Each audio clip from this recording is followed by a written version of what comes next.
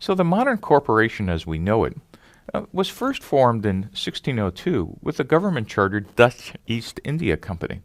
This was kind of the first modern corporation with shareholders and organizations that kind of, if you squinted, looked like something close to modern companies today.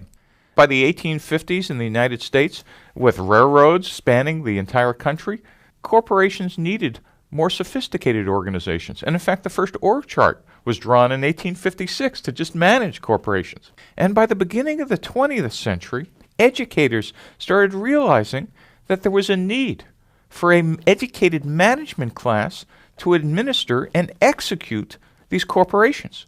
Because at least in the United States, we were going from local economies to regional economies to a national economy, yet we did not have a trained management class. And so in a brilliant insight, Harvard set up the first Masters of Business Administration course called the MBA.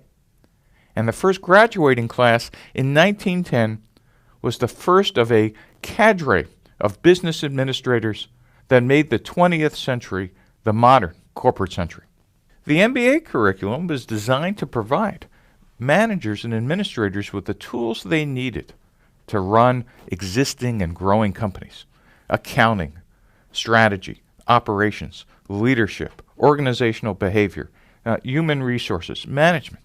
And this stack of tools was just incredibly important for the growth of large companies. But what's really interesting, what got missed, is that there were really no tools provided in these curriculums for starting new businesses. One of the things we did not understand for 100 years is that startups are not smaller versions of large companies. Let me say it again. Startups are not smaller versions of large companies. And what falls out of that is all the traditional tools taught and learned in an MBA curriculum are irrelevant in the first chaotic year or two of an early stage venture. Eventually, you need that tool set, but at first, it really gets in the way.